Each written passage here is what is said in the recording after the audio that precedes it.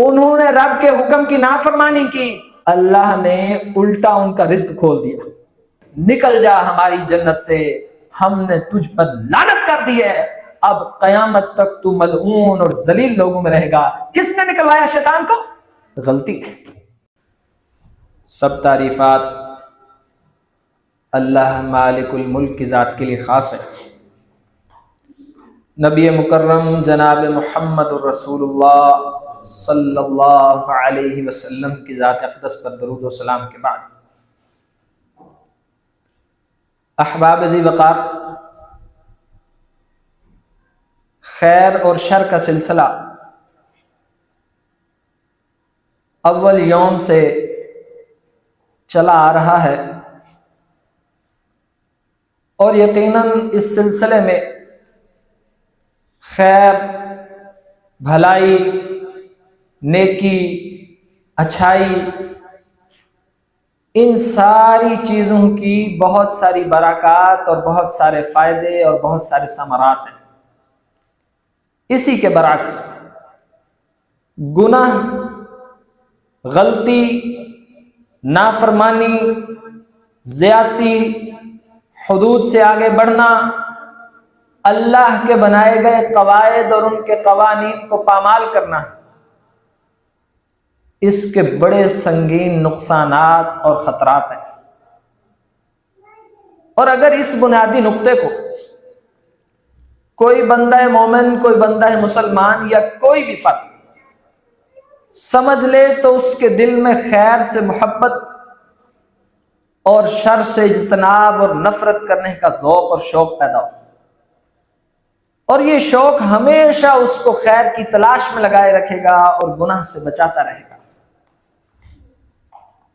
نبی مکرم صلی اللہ علیہ وسلم نے بہت سارے خطرات اور نقصانات کا نام لے لے کر ارشاد فرمایا کہ لوگوں، جب آپ اللہ کی حدود کو پامال کرتے ہو اور نافرمانی کرتے ہو، پھر یاد رکھو کہ آپ کو یہ جرم بھی بھگتنا پڑتا ہے، یہ سزا بھی ملتی ہے، اس خمیازے کو بھی سامنا کرنا پڑتا ہے۔ جعل الذلۃ والمسکنہ من خالف امری، ایک قاعدہ رسول یاد رکھے، جس شخص نے بھی محمد صلی اللہ علیہ وسلم کی نافرمانی کی، یاد رکھے کہ ذلت، مسکنت، خواری، ناکامی اور ہر طرح کی بربادی اس کا مقدر بن کے رہے گی۔ اور اسی کو اگر سمجھا جائے کہ اگر فرما برداری کی جائے، فرما برداری آپ کو ہمہ قسمی کامیابیوں سے ہمکنار کر دے گی، دنیا و آخرت کی بھلائیاں آپ کا مقدر ٹھہریں گی، آپ کے نصیب جاگ جائیں گے، اللہ کی رحمت اور اس کے فضل جب آپ پر برسیں گے، آپ دنیا میں بھی ہیرو بن جائیں گے۔ والعاقبۃ للمتقین، آخرت تو ہے ہی متقین کے لیے۔ ایک بہت بڑا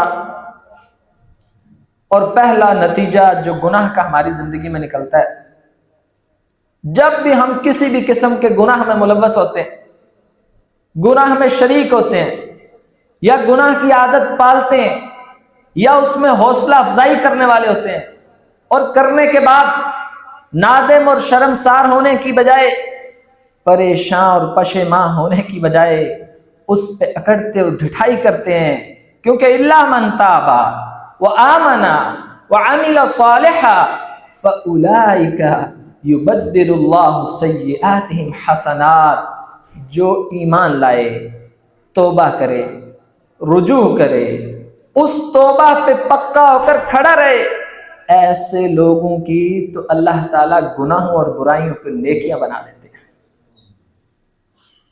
یہ بات ہو رہی ہے اس کی کہ جو گناہ کرتا ہے اور پھر اس گناہ پر توبہ کی توفیق نہیں ملتی، یہ اس شخص کی باتیں ہوں گی۔ ابھی اللہ تعالیٰ ہم سب کو اپنے حضور توبہ کرنے والا بنائے۔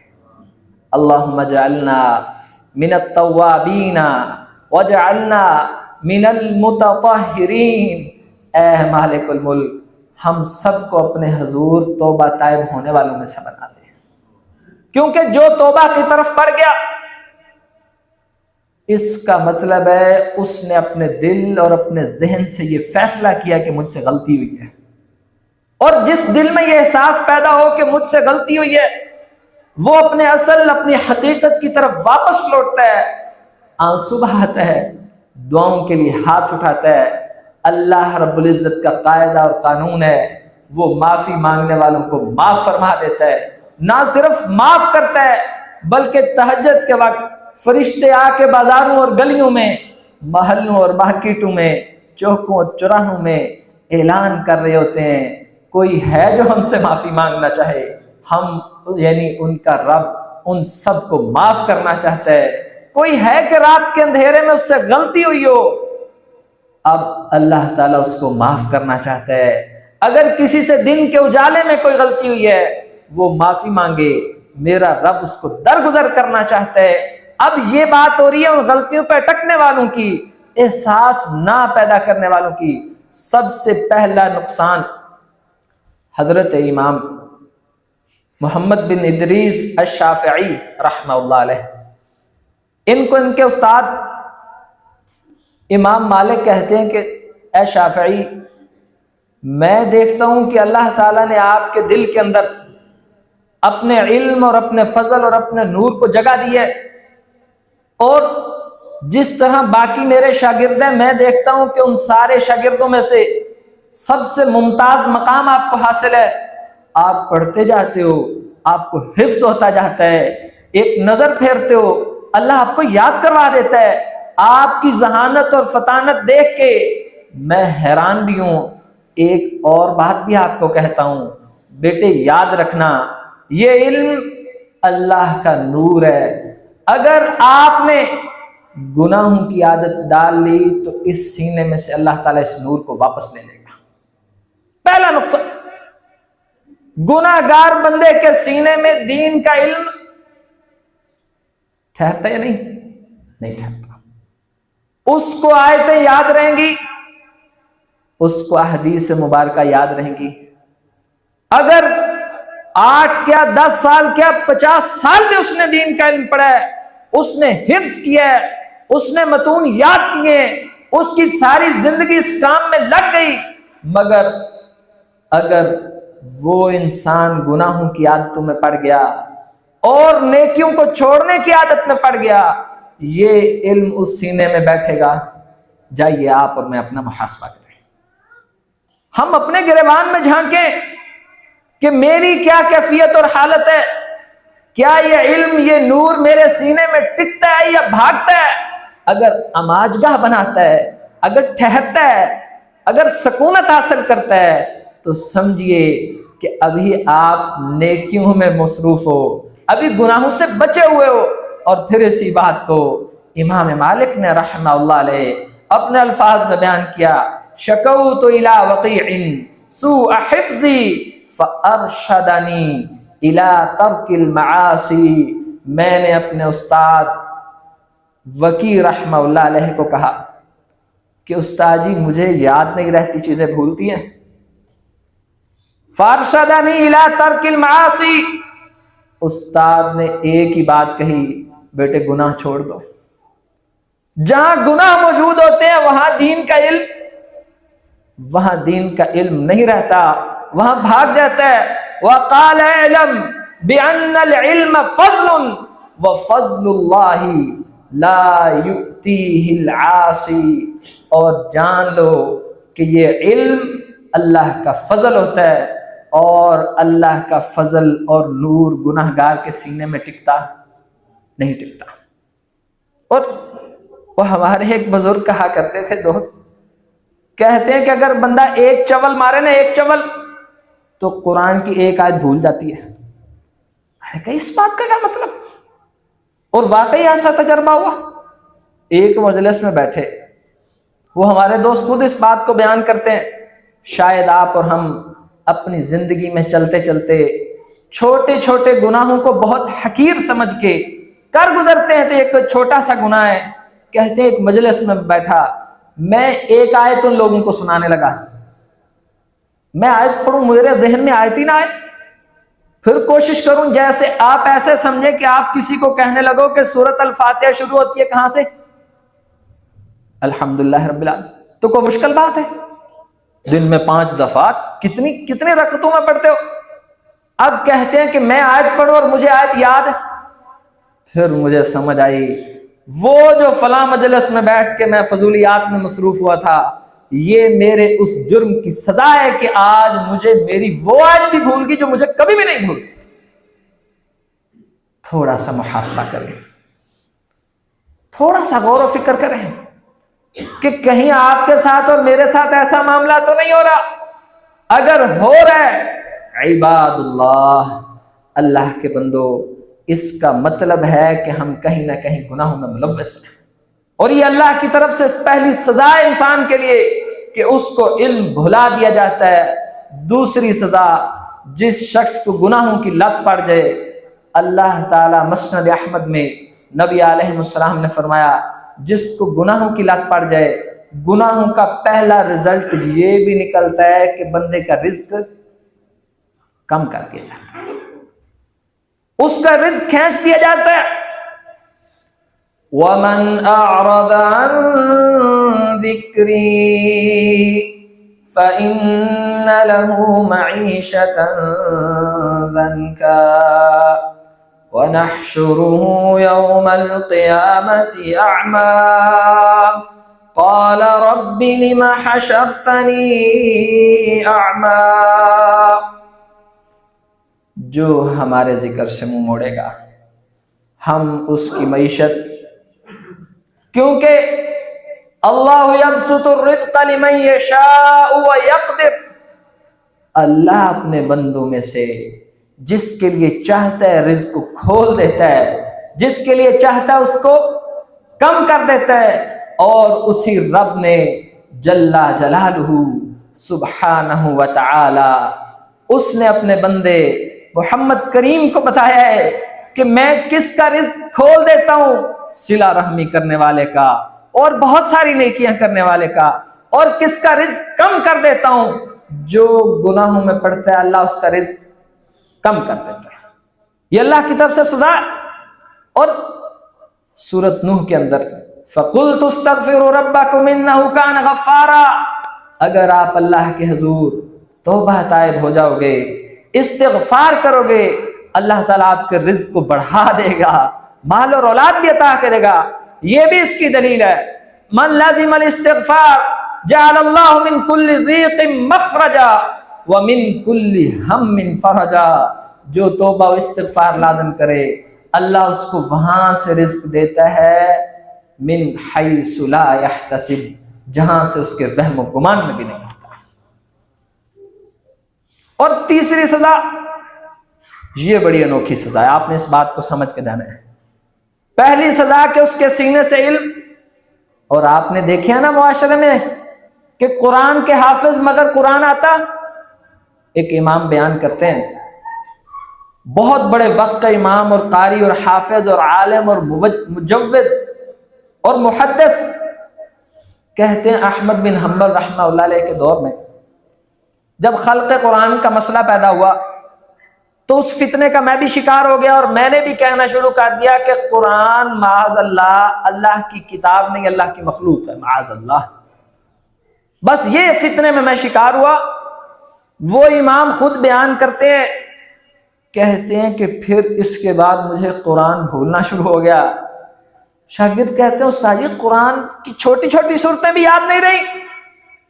آپ اور ہم سمجھ سکتے ہیں کہ بھلا سورۃ اخلاص بھی کسی کو بھول سکتی ہے، یہ آپ کی اور میری غلط فہمی ہے۔ کہتے ہیں ہاں بیٹو، میں اس وقت سورۃ اخلاص پڑھنا شروع کرتا تھا مگر سورۃ اخلاص یاد ہے، یہ یاد رکھو۔ میں اپنے حافظ دوستوں اور بھائیوں کو کہوں گا، اگر بچپن میں ماں باپ نے اس نعمت سے نوازا ہے کہ انہوں نے آپ کو قرآن کے زیور سے مزین کیا ہے، اللہ کے لیے اس نعمت کو دوبارہ حاصل کرو۔ حاصل کرنے کا پہلا طریقہ منزل یاد کرنا نہیں، مسجد میں جانا نہیں، قاری صاحب کو سنانا نہیں، صرف تلاوت کرنا نہیں، پہلا طریقہ کیا ہے؟ گناہ چھوڑ دو۔ اور آپ میں سے بھی، ہم سب میں سے بھی کوئی چاہتا ہے کہ اللہ اس کا سینہ کھول دے، رب شرح لی صدری ویسر لی امری واحلل عقدۃ من لسانی۔ اس کا مطلب ہے سینے کون کھولتا ہے؟ اللہ کھولتا ہے۔ زبان کی لکنہٹ کون دور کرتا ہے؟ اللہ دور کرتا ہے۔ اس کا پہلا اور بنیادی طریقہ ہے، آپ میں سے کوئی چاہتا ہے 50 سال میں لیکن اللہ مجھے حافظ بنا دے، اللہ کے لیے مشکل ہے؟ اللہ کی قسم اللہ کے لیے مشکل نہیں ہے۔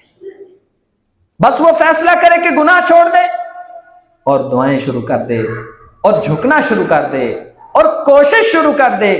ایک آیت یاد کرے، صرف اتنا، الف لام میم، کہے یا اللہ ایک آیت میں نے حفظ کر لی، باقی تو کروا دے، اللہ اس کو کروا دے گا۔ مگر زندگی گناہوں میں مت ڈوبی، جو گناہ نچوڑ کے رکھ دیتے ہیں ہماری ساری حسنات کو، اللہ کی رحمتوں کے دروازے بند کر دیتے ہیں جب تک توبہ و استغفار نہ کی جائے۔ اور دوسرا جرم، گناہوں کی وجہ سے انسان کا رزق کم کر دیا جاتا ہے۔ تیسری سزا، گناہوں کی وجہ سے انسان کا رزق کھول بھی دیا جاتا ہے۔ تھوڑی مشکل ہوگی نا بات۔ نبی علیہ السلام نے فرمایا، عقبہ بن عامر کہتے ہیں مسند احمد میں کہ نبی علیہ السلام نے ارشاد فرمایا، لوگوں کبھی کبھی بندہ گناہ کرتا ہے، معصیتوں میں مبتلا ہوتا ہے، اللہ کی نافرمانی کرتا ہے، مگر اس کے بدلے میں اللہ تعالیٰ اس کا رزق کم نہیں کرتے، اس کو بڑھا دیتے ہیں۔ لِنَفْتِنَهُمْ فِيهِ، تاکہ اللہ تعالیٰ اس رزق کو اور بڑھاتا چلا جائے، اور وہ اپنے اس گناہ پر، اپنے جرم پر نادم اور شرمسار، پشیماں اور رونے کی بجائے اور اترنے لگیں، اکڑانے لگیں، تکبر کرنے لگیں۔ اور یہ ہوتی ہے اللہ کی کسی بندے کے لیے رسی ڈھیلی کر دینا۔ آپ اور ہم اپنی زندگی پہ غور کریں کہ اگر آپ اور میں کسی گناہ میں ملوث تھے، مگر اس کے بعد ہمیں اللہ کی طرف سے رزق کی تنگی کا سامنا نہیں بلکہ رزق کی فراوانی کا سامنا آیا ہے، تو اللہ کی قسم چیخ اٹھنا چاہیے مسلمان کو، بلک اٹھے، اس کے جسم پہ کب کبھی طاری ہو جانی چاہیے، ہائے میں مارا گیا، میرے رب نے میری رسیاں ڈھیلی کر دی۔ اور پھر پیارے نبی نے سورۃ الانعام آیت نمبر 44 تلاوت فرمائی اس حدیث کے بعد۔ آیت نمبر، جا کے آپ اس کو گھر دیکھیے گا، آیت نمبر 44 ارشاد فرمائی، جس سے یقین ہو گیا کہ واقعی گناہوں کی وجہ سے کبھی کبھی رزق کھول دیا جاتا ہے۔ آپ اور ہم ذرا معاشرے میں نظر دوڑائیں، ہمیں نظر آتا ہے فلاں شخص سود میں ملوث ہے، فلاں قتل میں ملوث ہے، فلاں فحاشی اور چوری اور ڈکیتی میں ملوث ہے، مال غبن کرنے میں ملوث ہے، مگر رزق تو ان کا بڑھتا جا رہا ہے۔ اور غریب غربت تو اکثر یہ مولوی مسیحت والے ہیں، نماز پڑھنے والوں میں اکثر غربت چھائی ہوئی ہے۔ اس کی ایک بڑی وجہ یہ ہے کہ اللہ تعالیٰ نے ان کو مہلت تو ڈھیل دی ہوئی ہے، اور جب ان کا وقت آئے گا، جب اللہ کی پکڑ کا وقت آئے گا، پھر اللہ کی پکڑ سے بچ سکیں گے؟ یہ زیادہ خطرناک بات ہے۔ فَلَمَّا نَسُوا مَا ذُكِّرُوا بِهِ فَتَحْنَا عَلَيْهِمْ أَبْوَابَ كُلِّ شَيْءٍ حَتَّى إِذَا فَرِحُوا بِمَا أُوتُوا أَخَذْنَاهُمْ بَغْتَةً فَإِذَا هُمْ مُبْلِسُونَ۔ اور جب ان کو رب نے حکم دیا، انہوں نے اللہ کا حکم بھلا دیا، اس کو پس پش ڈال دیا۔ فتحنا علیہم ابواب کل شیء، انہوں نے رب کے حکم کی نافرمانی کی، اللہ نے الٹا ان کا رزق کھول دیا۔ پہلے گناہ کا جرم آپ سے ذکر کیا تھا کہ رزق کم کر دیا جاتا ہے، اور دوسری خطرناک حالت یہ گناہوں کی کہ بندہ اللہ کی نافرمانی کرتا ہے، مگر اس کے رزلٹ اور انجام میں اللہ تعالیٰ بندے کا رزق اور کھول دیتے ہیں۔ فتحنا علیہم ابواب کل شیء، ہر چیز کے دروازے ان پہ کھل گئے، مال بھی بہت آ رہا ہے، کاروبار بھی چمک رہے ہیں، اولاد میں بھی اضافہ ہو رہا ہے، عزت اور شہرت اور ناموری بھی مل رہی ہے، اور فوراً بندہ سمجھتا ہے کہ اللہ کا فضل ہو گیا، حالانکہ اللہ کا فضل نہیں، یہ فتنے میں مبتلا کیا جا رہا ہے۔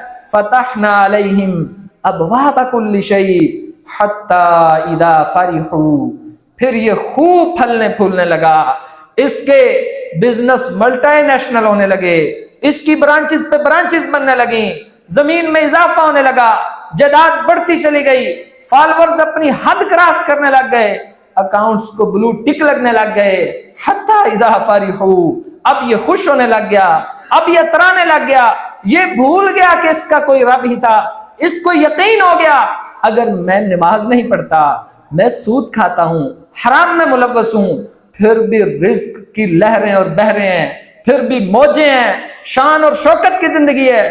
اب اللہ کو یہ خوب بھول بیٹھا، بما اوتوا اخذناہم بغتۃ فاذا ہم مبلسون، پھر ایک دم ٹائٹینک اور ساری چیزیں سونامی کی زد ہو گئیں، ساری شہرت ذلت اور رسوائی میں بدل گئی، اب اس کو موقع ہی نہیں ملا اللہ سے معافی مانگنے کا۔ اور یہ حالت عزیز ساتھیوں زیادہ خطرناک ہے۔ اللہ تعالیٰ سے پناہ مانگیں اور اپنی زندگیوں پہ نظر رکھیں۔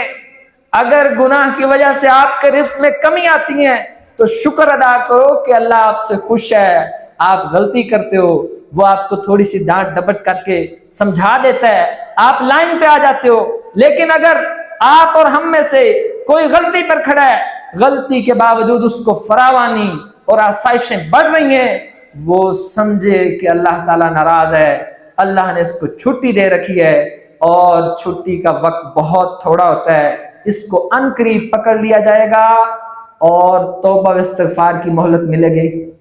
یہ تیسری سزا ہے گناہ کی۔ چوتھی سزا، بعض اسلاف نے لکھا ہے گناہ کی ایک چوتھی سزا یہ ہے کہ بندہ غلطی کرتا ہے اور دنیا اس کی تعریف کرتی ہے۔ بندہ غلطی کرتا ہے اور اللہ تعالیٰ اس کی غلطی کی پردہ پوشی کرتا ہے۔ انا للہ و انا الیہ۔ دیکھو نا، غلطی کی بات ایکسپوز ہو گئی، رسوائی اور ذلت کا سامنا ہوا، دل میں احساس پیدا ہوا کہ اس گندگی والی زندگی کو چھوڑ دینا چاہیے، لیکن یہ چوتھا گناہ، بندہ غلطی کرتا ہے، اللہ تعالیٰ اس غلطی، اس گناہ، اس معصیت، اس خباثت کے اوپر پوری دنیا کی زبانوں پر اس کی تعریف جاری کر دیتے ہیں، لوگ اس کی تعریف کرتے ہیں کہ واہ واہ آپ نے کیا بات کر دی۔ بندہ غلطی کرتا ہے، اللہ اس پہ پردہ ڈال دیتے ہیں۔ یہ بھی خطرناک مہلت ہے کہ غلطی بھی کرے، دنیا تعریف بھی کرے، غلطی بھی کرے اور اس پہ اللہ تعالیٰ پردہ ڈال کے اس کو مزید ڈھٹائی کی طرف دھکیل دیں۔ یہ تب ہوتا ہے جب انسان گناہوں کی حدود کو کراس کر چکا ہوتا ہے۔ یہ چوتھی سزا ہے گناہ کی۔ اور یاد کریے قرآن حکیم کی ان مثالوں کو۔ آپ نے سنا حضرت آدم علیہ السلام جنت کی نعمتوں میں، اللہ کی رحمتوں میں، عیاشیوں میں، کھانے اور پینے میں، اور جنت النعیم، خوبصورت جنت میں تھے۔ کس چیز نے ہمارے باپ علیہ السلام کو جنت سے نکلوایا؟ فعصى آدم ربہ فغوا، آدم سے اپنے اللہ کے معاملے میں بھول چکو گئی۔ فغوا، اور جس کام کا حکم دیا گیا تھا آدم علیہ السلام کو وہ کام کر سکے، بس اس بات کی وجہ سے آدم علیہ السلام جنت سے کہاں بھیج دیے گئے؟ دکھوں کے گھر کی طرف، مشکلوں اور مصیبتوں کی طرف۔ یہ اس بات کی دلیل ہے کہ گناہ اپنے بڑے خطرناک ثمرات رکھتے ہیں، گناہ کے بڑے خطرناک نتائج وہ کرتے ہیں۔ اور پھر شیطان قدوسیوں میں، فرشتوں میں، مزوں اور نعمتوں میں تھا، آخر کس چیز نے اس کو اس بات کا مستحق ٹھہرایا؟ اللہ رب العزت نے فرمایا قال فاخرج منها فإنك رجيم وإن عليك لعنتي إلى يوم الدين، نکل جا ہماری جنت سے، ہم نے تجھ پر لعنت کر دی ہے، اب قیامت تک تو ملعون اور ذلیل لوگوں میں رہے گا۔ کس نے نکلوایا شیطان کو؟ غلطی ہے، نافرمانی میں۔ بھائی جب آپ اور ہم اپنی آنکھوں اور اپنے ہاتھوں سے، اپنی زبان اور اپنے باتوں سے، اپنے رویے اور اپنے سوچوں سے رب کی کسی بھی نافرمانی میں ملوث ہوتے ہیں، اس کا وبال آنا ہی آنا ہے۔ یہ اللہ کا اصول ہے، جس مرضی شکل میں۔ تیسری بات، پوری زمین سیلاب میں ڈوب گئی، حتیٰ کہ پہاڑ بھی سیلاب میں ڈوب گئے، حتیٰ کہ جانور اور حشرات الارض بھی مار دیے گئے، قتل ہو گئے ڈوب کے۔ وجہ یہ تھی، حضرت نوح علیہ السلام نے اللہ سے دعا کی، وَقَالَ نُوحٌ رَبِّ لَا تَذَرْ عَلَى الْأَرْضِ مِنَ الْكَافِرِينَ دَيَّارًا إِنَّكَ إِن تَذَرْهُمْ يُضِلُّ عِبَادَكَ۔ نوح علیہ السلام نے اللہ سے دعا کر دی، اے مالک الملک، اس زمین پہ کافروں کا ایک بھی گھر مت چھوڑنا، اگر ان میں سے کوئی ایک بھی زندہ بچ گیا، یہ تیرے بندوں کو گمراہ کریں گے، ان کو نافرمانیوں کی طرف دھکیلیں گے۔ پوری زمین پر سیلاب برپا ہو گیا۔ وجہ کیا تھی؟ لوگوں کے گناہوں کے سبب۔ ظہر الفساد فی البر والبحر، زمین میں، خشکیوں میں، سمندروں میں ہر طرف فساد برپا ہو گیا ہے۔ وجہ ہے لوگوں کے ہاتھوں کی کمائیاں اور ان کے گناہ۔ قوم عاد اور سمود کی مثالیں قرآن حکیم نے بار بار ذکر کی، اور ذکر کرنے کے بعد یہی ارشاد فرمایا، انہوں نے ہماری نافرمانی کی، انہوں نے ہمارے احکامات کو پامال کیا، انہوں نے ہماری بات کو سمجھا نہیں۔ اللہ تعالیٰ نے ان پر ذلت اور خواری مسلط کر دی۔ نبی علیہ السلام نے فرمایا، ایک وقت آئے گا گناہوں کی 5ویں سزا، ایک وقت آئے گا نیک لوگوں پر بدترین اور ذلیل لوگ مسلط کر دیے جائیں گے، یعنی اللہ سے ڈرنے والے، تقوی والے، وہ میاؤں میاؤں معاذ اللہ کرتے پھرے ہوں گے، اور حاکم وقت اور حکومتوں والے، صاحب اقتدار، قوت اور طاقت والے، سلطے والے، وہ خبیث اور ذلیل لوگ ہوں گے۔ مگر یہ وقت ایسا آئے گا، اور فرمایا کہ آج جیسے میں محمد کے زمانے میں تم میں سے کوئی شخص منافق کو ڈھونڈنا چاہے، اس کو منافق ملتا نہیں، منافق کا پتہ یا اللہ بتائے گا یا اس کا رسول بتائے گا۔ فرمایا ایسا وقت آئے گا مسلمانوں پہ، مومن اس طرح معاشرے میں ہو جائیں گے جیسے میرے معاشرے میں منافق، یعنی مومن ڈھونڈنے سے بھی نہیں ملے گا۔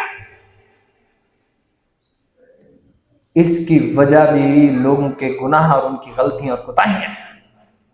حضرت عمر فاروق کہتے ہیں، لوگوں مجھے اس بات کا خوف ہے کہیں یہ بستیاں تباہ و برباد نہ کر دی جائیں۔ اور وجہ بھلا کیا ہے اس کی؟ وجہ یہ ہے کہ فاسق لوگ چھا جائیں گے اور مومن لوگ چھپ جائیں گے، اور فرمایا یہ قیامت کے قریب کی نشانی ہے۔ اور اس کی وجہ بھی یہ ہے کہ تم لوگوں میں غلطیاں بڑی عام ہو جائیں گی۔ حضرت ابو ہریرہ رضی اللہ عنہ کھڑے ہوئے فرمانے لگے، اے میرے دوستو تابعین کی جماعت، یہ جو آج تم گناہ کرتے ہو، تم ان گناہوں کو ایک بال جتنی بھی اہمیت نہیں دیتے، یہ ہمارے زمانے میں بہت بڑے گناہ سمجھے جاتے تھے۔ اور ساتھ ہی ایک حدیث میں ارشاد فرمایا، جب بندہ ایک گناہ کرتا ہے، اللہ کی طرف سے اس کے دل پہ ایک دھبا اور داغ لگا دیا جاتا ہے، بندہ توبہ و استغفار کرتا ہے، اللہ تعالیٰ وہ گناہ معاف کر دیتے ہیں۔ اگر وہ توبہ استغفار نہ کرے، دل پہ وہ داغ زنگ کی شکل اختیار کر جاتا ہے۔ اور پھر فرمایا، کلا بل ران علی قلوبہم ما کانوا یکسبون، کلا انہم عن ربہم یومئذ لمحجوبون۔ خبردار، ان لوگوں کے دلوں پر زنگ چڑھ گیا۔ کلا انہم عن ربہم یومئذ لمحجوبون، خبردار یہ دلوں پہ زنگ چڑھے ہوئے لوگ جب قیامت کے دن انسانیت اللہ کے دیدار کے لیے منتظر کھڑی ہوگی، اور شوق دیدار ان کے دل خوشی سے امٹ رہے ہوں گے کہ ہم ابھی مالک الملک کا دیدار کریں گے۔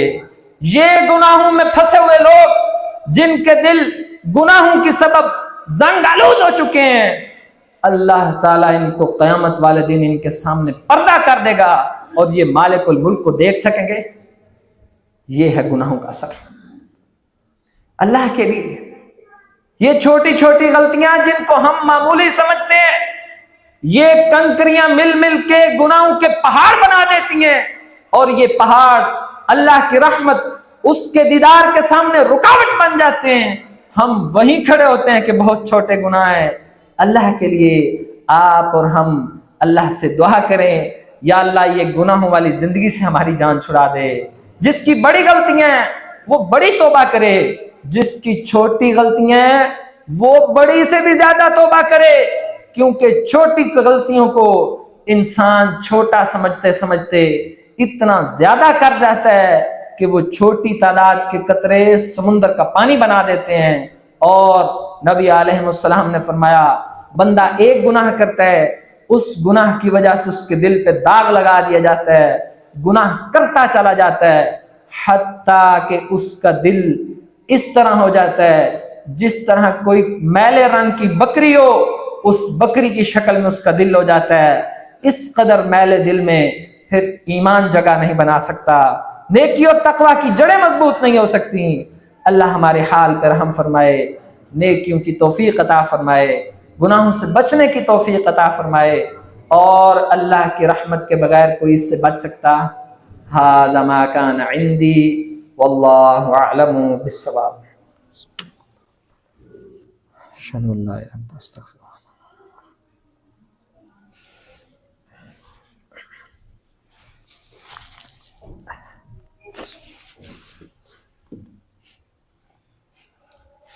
ان الحمد للہ نحمده ونستعینه ونستغفره ونعوذ باللہ من شرور انفسنا ومن سیئات اعمالنا، من يهده الله فلا مضل له ومن يضلله فلا هادي له، ونشهد ان لا اله الا الله وحده لا شريك له، ونشهد ان محمدا عبده ورسوله صلی اللہ علیہ وسلم۔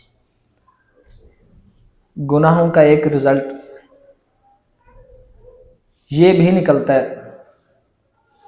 حضرت ابن عباس رضی اللہ عنہ کہتے ہیں، جب انسان گناہ میں ملوث ہوتا ہے، اللہ رب العزت اس کے چہرے سے نورانیت اور بشاشیت اور تر و تازگی چھین لیتے ہیں، اور اس کے دل کی روشنیوں کو ختم کر کے اندھیروں سے بھر دیتے ہیں، اس کے جسم کی قوتوں کو اللہ رب العزت اپنی ناراضگی کی وجہ سے کمزوریوں میں بدل دیتے ہیں۔ اور قرآن حکیم نے وجوہ یومئذ مسفرہ ضاحکۃ مستبشرہ، آپ دیکھیں گے قیامت کے دن کچھ چہرے سورج کی طرح جگمگ کر رہے ہوں گے۔ اللہ تعالی ہمیں ان میں سے کر دے۔ وَوُجُوهٌ يَوْمَئِذٍ عَلَيْهَا غَبَرَةٌ، کچھ چہرے ایسے ہوں گے جیسے کالے رنگ کی سیاہی کسی نے منہ پہ مل دی، اور وجہ کیا ہے؟ زمین میں کفر کرتے تھے اور نافرمانیاں کرتے تھے۔ اللہ تعالی ہم سب کو توفیق دے، ہم ان چیزوں سے بچیں، اللہ سے اس کا فضل مانگیں، اس کی توفیق مانگیں۔ اور گناہوں کا ایک رزلٹ یہ بھی نکلتا ہے کہ انسان پر ایسا وقت آ جاتا ہے اس کو گناہ لگتا ہی نہیں۔ جب بری چیز بندے کو اچھی لگے کرے گا نا، جب ایک چیز بری ہی نہیں لگتی پھر دل کیسے اس بات سے باز آئے گا؟ نبی علیہ السلام نے فرمایا، کل امتی معاف، میری ساری امت معاف کر دی جائے گی، بخش دی جائے گی، الا المجاہرین، مگر مجاہرین معاف نہیں کیے جائیں گے۔ پوچھا مجاہرین کیا ہے؟ فرمایا یہ رات کی تنہائی میں گناہ کرتے ہیں، अल्लाह इनके गुनाहों पर पर्दा डाल देता है। मगर ये लोगों में बैठ के बयान करते हैं कि मैंने फलां फलां फलां फलां गुनाह किया, अल्लाह ऐसे बंदे को माफ नहीं करेगा, इसके दिल से गुनाह की नफरत खत्म कर देगा, फिर गुनाह करने आसान हो जाएंगे, नेकियां करना मुश्किल हो जाएंगे। अल्लाह के लिए कभी गलती हो जाए तो बंदों को बतानी नहीं बतानी। अल्लाह ताला हम सबको तौफीक अता फरमाए। अल्लाहुम्मा अइज़्ज़िल इस्लाम वल मुस्लिमीन, अल्लाहुम्मा अदिल्ल शिर्क वल मुशरिकीन, अल्लाहुम्मा दम्मिर अअदाक व अअदाद्दीन, अल्लाहुम्मा इन्ना नस्अलुकल अफ़्वत वल आफ़ियह फी दीनी व दुनिया व अहली व माली। अल्लाहुम्मा अश्फि मरदना व मरदल मुस्लिमीन, अल्लाहुम्मा अरहम अला हालिना वला तंजुर इला सूइ अमालिना। अल्लाहुम्मा अंसुर इबादकल मज़लूमीन फी फ़लस्तीन, अल्लाहुम्मा अंसुरहुम नस्रन मुअज़्ज़रा वफ्तह लहुम फ़तहन क़रीब। रब्बना तक़ब्बल मिन्ना इन्नका अंतस समीउल अलीम व तुब अलैना इन्नका अंतत तव्वाबुर रहीम। व सल्लल्लाहु तआला अला नबिय्यिल करीम।